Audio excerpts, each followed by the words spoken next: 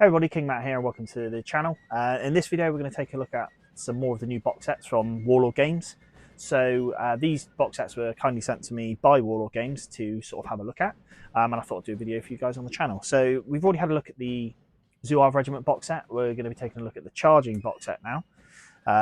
So similar format, what I'm trying to do with these unboxing videos. This video is going to be purely unboxing. We're just going to have a look in the box, take a look at the miniatures, with an idea of in the next couple of weeks I'll do another video with these painted up where I'm going to give a bit of a review after I've painted them, clean them up, painting them up, and just give my sort of views and opinions on the box set. So without further ado, let's crack on. Let's open this box and have a look inside. Well, here we go. Here's the box set. So, like I said earlier, this is the new box set from Warlord.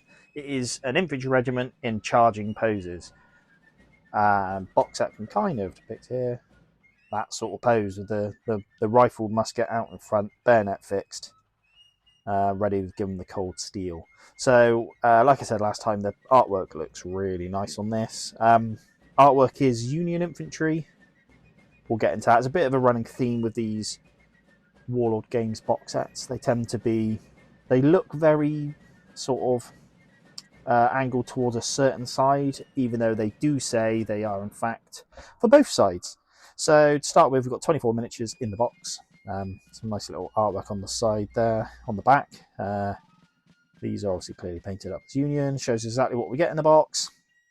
And then some nice little bit here talking about the Union and Zouave regiments, Union and Confederate regiments. Because I've just done the Zouave box, I'm still thinking of Zouaves. So, yeah, nice, lovely artwork, nice paint job on the miniatures. Let's crack on to it. So, let's get this box open. Right, here we go. Bish bash bosh. Now, very similar to all the other unboxings I've done. It's the same stuff we're getting in here, so yeah. Although, right, let's have a look at the other bits first. So we've got a nice little bit about the Union infantry, which is interesting because this Union infantry here is for the firing post Union infantry, which I don't know whether that's just because this is the Union infantry flag sheet. I'll try avoid the glimmer, but you got some of the infantry interesting ones there, like the 69th New York, which is an Irish regiment. You've got the 54th Massachusetts, as well as the Stars and Bars to accompany them, and then the 55th New York, which is the Lafayette Guard regimental colour. So very nice. And then here you've got some more, some artillery, US Marine Corps. Very nice. Flag sheet, very nice. And to accompany that, we have Confederate flag sheet. Extra nice. And these, so this looks like quite a lot of the,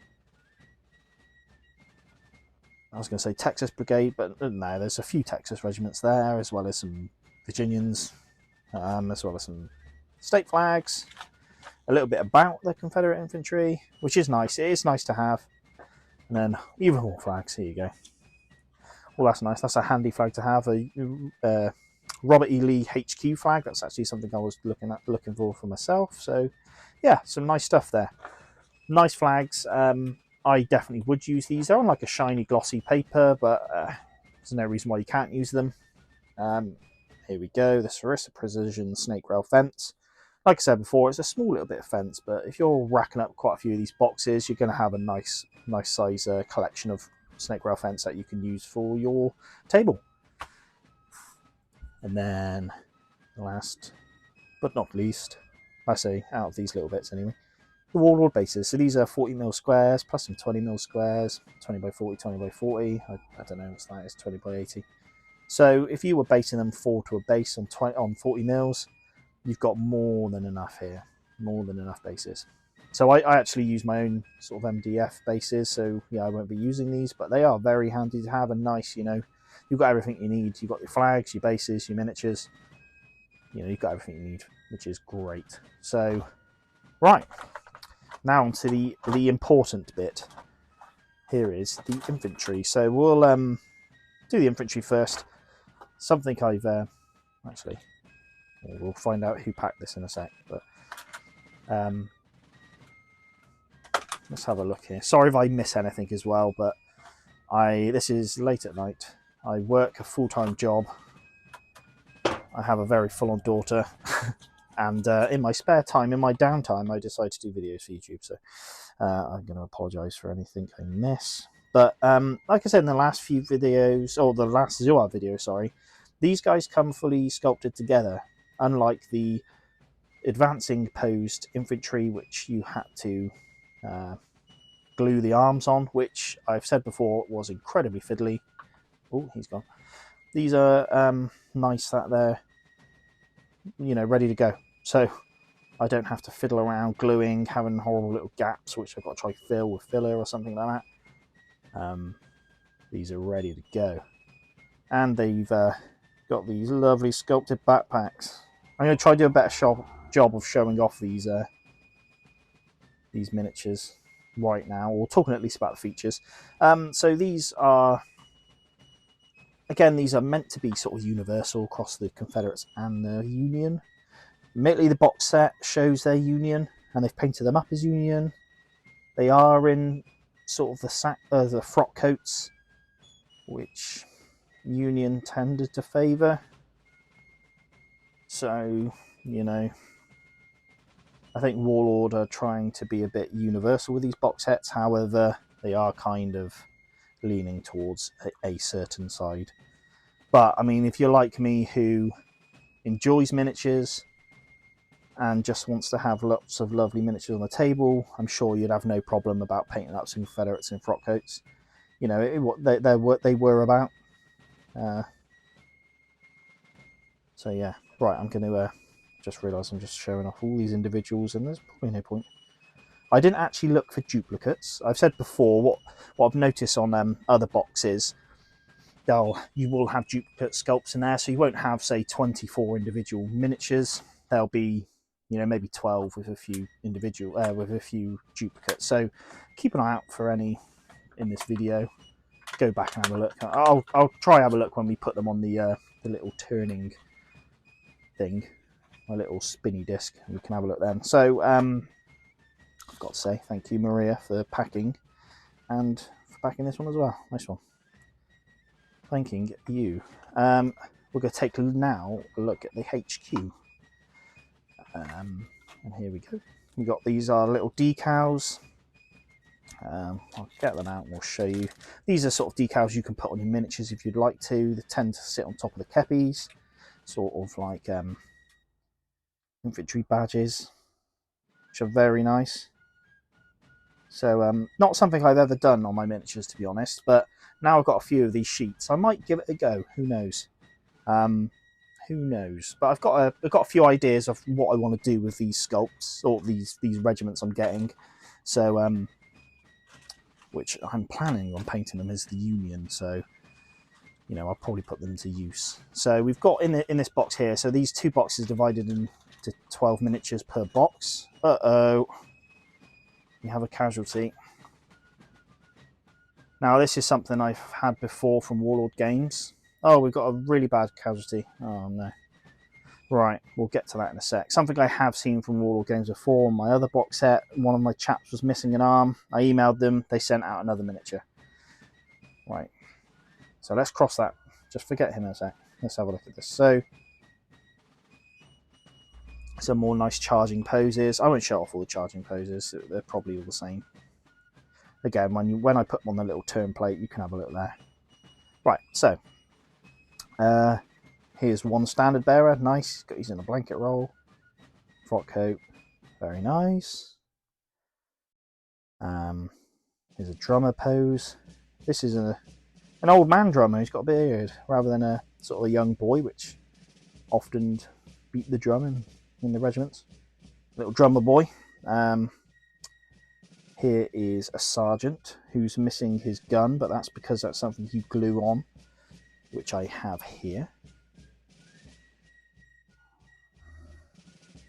There we go. Very nice. Here's a sergeant. He's got stripes on his probably can't see it, but he's got stripes on his arm. Very nice. Here's another banner. See, he's got kind of like a white powder on it. I think I've said on a previous video, I think this is sort of like the mold lubrication, you know, the lube for the mold to stop it sticking or something. I don't know. So that does just clean off. That's what I've done before with my other ones. Just clean that off. Here's the bugler. Now this is the same style as bugler as the advancing infantry, different hat. He was wearing a kepi, I think, in the other one. I'm not super sold on this pose. I don't really understand what he's doing. He's got a rifle slung over his shoulder and he's sort of like running. I don't know what he's doing. It's kind of all, his arms are flown out to the side. Yeah, I'm not sold on that pose, to be honest. But it's nice to have a bugler modelled anyway. Here's a nice officer pose. He's got some nice sash there. Again, something with the Zouave box as well, and the firing pose box. These are, in my opinion, they're clearly modelled as Union officers.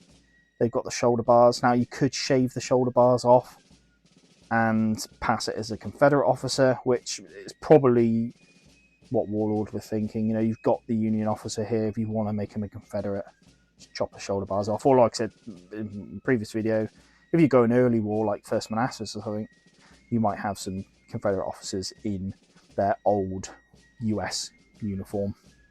So very nice pose for the officer, sort of leading the charge. And I'm going to have to show him because this isn't the first time I've had a broken model in this box from Warlord. Here is an, in fact, broken chappie. Which he's not broken, he's obliterated. I don't know what's happened there because, you know, you're in the packet, you're in the box. I can't imagine there's much room to get damaged, so I'm wondering if he was packed damaged, which is a bit rubbish, to be honest. But let's benefit of the doubt, it was just something that happened. So I'm going to, like I said, last time I emailed Warlord, they were really helpful. They sent me another miniature in the post and I was up and running in no time, so not worried about that. But again, it is a shame. It is a shame. Here's the two flagpoles, which you've got one with an eagle and one with a normal flag. So there we go. What we're going to do now, I'm going to chuck them on the bases, I'm going to chuck them on the turnstile, and we'll just finish the video where you can get a bit more of an up-close look and see what all these sculpts are like. Right, so they're on the turn plate now, so you can kind of get a bit of a better look at them. A few things worth saying about these before I end the video. Just talk about the material and the price. So these are Warlord resin. For anyone who doesn't know, Warlord do their own sort of like resin, which works well in this situation, I think. For anyone who doesn't know, these sculpts are actually an old range of miniatures by Forgotten Glorious, and Warlord bought that range. So they were originally metal sculpts that Warlord have come in and used their resin in. So you kind of get the best of both worlds, where you get these nice crisp sculpts which were once metal, but at a sort of not the cost of metal, and you're not lugging heavy miniatures around. I don't know if any of you out there who's got large metal collections, you could probably agree with me. That's a lot of weight to carry. So you kind of got a bit like, yeah, you don't have these heavy metal miniatures, you don't have the cost of metal miniatures, but you still get to keep the detail, I think, anyway. So, and then talking about price tag as well, that you're looking at £29.50 for the box, which is 24 miniatures and then all the other gubbins. So it's not the cheapest box out there, box set for miniatures, but I think it's hard to compare these to the plastic miniatures that are out there from other companies, because these aren't plastic miniatures, they are something else. So yeah, anyway, I'm going to sort of end the video there. I hope this video's been useful to anyone who's been interested in getting this box set.